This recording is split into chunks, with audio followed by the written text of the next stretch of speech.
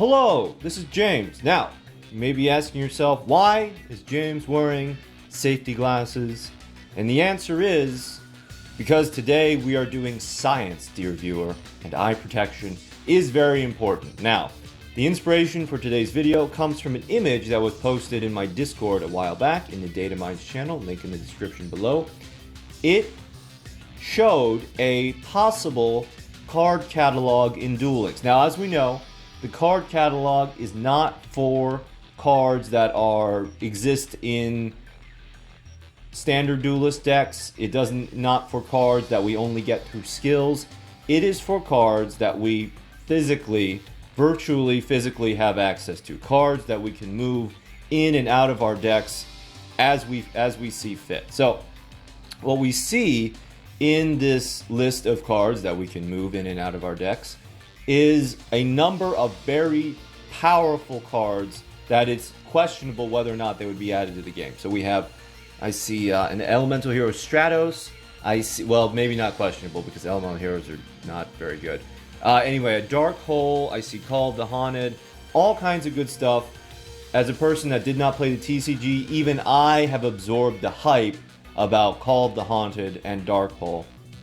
And whether or not those cards would be added to the game is debatable. I mean, I can't foresee 1,000 years into the Duel Links future and the power creep that will be available. But there is one thing that makes me take this list with a big fat chunky grain of salt. And can you spot it? Computer, zoom and enhance. We have in the bottom left-hand corner Exodia, the Forbidden One. Now, I am assuming that this list also has the other 4 pieces of Exodia, his 2 arms and his 2 legs, you know, somewhere down in the bottom. But the presence of Exodia makes me think that this list of cards is either a very convincing fake or a developer account, because in my mind there's absolutely no way that with the 20 card deck limit that they would give us access to Exodia unlinked from the skill. And I'm going to test it. All right, I have tested it. So we have this deck that is the underdog, Heart of the Underdog and Reload Exodia deck, stripped down with our simulated Exodia pieces. I must stress, this deck does not have a win condition. It has fake Exodia pieces, and what this deck lets us do is it lets us test with, again, this form of drawing out Exodia with a skill. I think that Grit is a great skill for the Exodia drawing deck because it gives you basically an extra turn, even though it's been nerfed. Actually, unnerfed Grit would be crazy with Exodia. Anyway, our simulated Exodia pieces are Spell Recycler, 2 Bewitching Phantom Thief, and a Phantom Dewan. Spell Recycler is a level 1 dark effect spellcaster, just like the Exodia head, and then there aren't any level 1 dark spellcaster normal monsters, so we're using level 2, it doesn't affect anything, but we're using the Bewitching Phantom Thief. I picked this card because the focus here is on the legs, makes me remember the legs, and then Phantom Dewan, focus here is on the hands, makes me remember the hands. Now, I did save some replays. We're not going to show all of them, but my record, I went into Platinum and took the first 7 duels that I had coming to me, and my record was not crazy. It was 3 wins and 4 losses, and so 3 out of 7 is not like an insane win rate. It's not like, oh, this deck is banned and this deck, wins by doing nothing. But if I were one of those 3 people who lost to the Exodia deck that, again, basically does nothing. All like your whole thing, the way you play this deck is you open Heart of the Underdog is step one.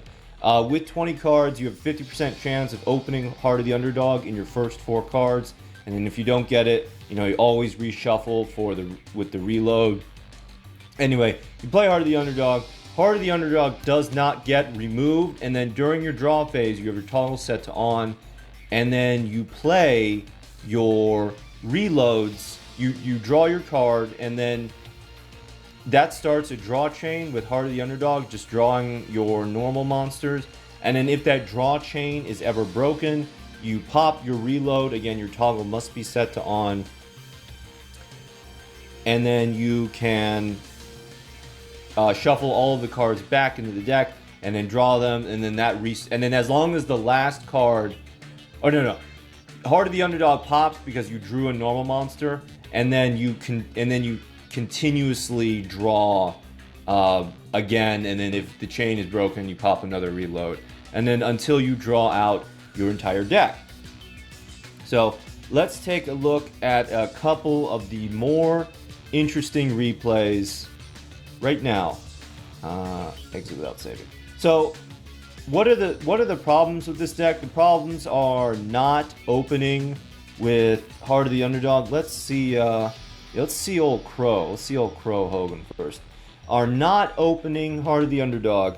A 50% chance, which actually, within standard deviation, that lines up with our 3 out of 7 win rate. Basically, if you can get Heart of the Underdog early, you have a very good chance. If you don't, then you have no chance, because this deck, I mean, especially with all of the Blue Eyes monsters running around, they're able to rip through your 2,000 defense point monsters rather quickly.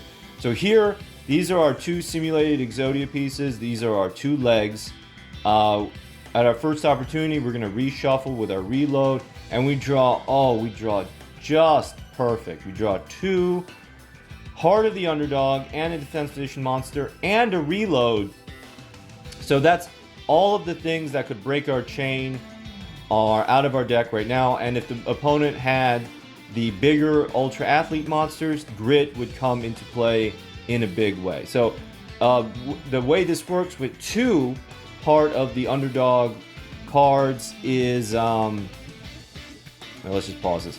With 2 Heart of the Underdog cards is, as long as the last card that is drawn is a normal monster, the chain continues. So here really quickly in that Heart of the Underdog cycle, the first one drew Spell Recycler, and then the second one drew Phantom Dewan. So the chain is allowed to continue. And then what do we have in our hand? We have 1 leg, we have 1 hand, we have the head, and then we have another hand. Can we get the other leg? So we have Clayman, and then this Heart of the Underdog breaks the chain. Wait, pause real fast. This Heart of the Underdog breaks the chain. So then with our toggle set to on, we play our reload, shuffle everything back, and wait, let me check this so we have, in this one, we have a leg, we have hand, we have leg, and we have head, and we even drew our 3rd Heart of the Underdog out. So basically there's nothing that can stop us from drawing that final leg and final hand, and that is a win. That is Exodia. Obliterate. Now, okay. Now that was, that opponent did not, we drew perfectly. Our opponent did not draw into their removal. They did not have some kind of like crazy multi-attack. So this is perhaps a more realistic test in the legend rank, where people are going to have their removal, where people are going to have all of their good stuff. So we have Grit, and we have, again, leg, defense position monster, hand, and our head. And then we're going to set it a monster, and then our Heart of the Underdog. Oh, look at that, so close. Hand, leg, and head. And then, and then we shuffle back with our reload. Again, the toggle must be set to on. Can't stress that enough. Reload again. Now with this, we actually could have, with the grit skill, we maybe could have taken that turn. We could have just taken that hand and then played that Heart of the Underdog. But with this deck, you just wanna go quickly, fast. And here's the opponent with their removal. So now this is, I don't know if this is clever or not, but they chain it to the reload. Well, they would have had to know what was in my hand. Anyway, they chain it to the reload, so we don't get to keep that Heart of the Underdog. It gets shuffled back into the deck, and then our two monsters get hit with the Treacherous Trap Hole. And then we're gonna cut it there, because that's basically scoop phase. Grit is popped. He has 1,000 Knives. Yeah, that's it right there. Exodia gets obliterated. But we're gonna look at just one more win, because I like my new graphic just that much. So let's look at a Zane Truesdale. So what did I have? I had Arcana lose. Yeah, so I lost to that. Basically, I lost to that Arcana removal. I had a Pegasus loss, which was not opening Heart of the Underdog. I had a win against the Yugi. That was just getting the combo. Loss against the Yugi. That was not opening. We saw the win against Crow. We're gonna see Zane right now, and then we had a Kaiba loss, which was just getting crushed by the might of the Blue Eyes White Dragon. So here we don't open Heart of the Underdog.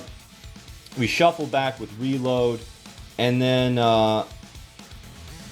we play our oppressed people, and then that's a case of the 2000 defense point monster actually doing its job. And then we're gonna get another Reload for 3-card shuffle into a Heart of the Underdog. Now, I will be the first to admit that if this opponent was doing it, if we were actually playing a meta Exodia deck, and our opponent had Archfiend Emperor, and Heart of the Underdog was known as a bringer of the Exodia on a regular basis, what they would destroy with their Archfiend Emperor would be Heart of the Underdog. It would not be the monster cards, but that's not the world we live in. So they don't do that, because they're just kind of, they're like, what are we doing? So our grit pops, and then Heart of the Underdog is able to draw into everything that we want. So again, with the 2 Heart of the Underdogs, if the second, all right, and that's it. That's our 5, our leg, our hand, and our head. That is Exodia. Obliterate. All right, so that was, I would say that test is inconclusive. This is not necessarily the most optimal deck for drawing into Exodia. It's just the most simple and easiest to comprehend deck for drawing into Exodia. There's other stuff that uses, I want to say it's Backup Soldier. Anyway, where you're discarding your Exodia pieces and then you draw them back from the graveyard. So, if this video does well, maybe we can test those. Thank you for watching.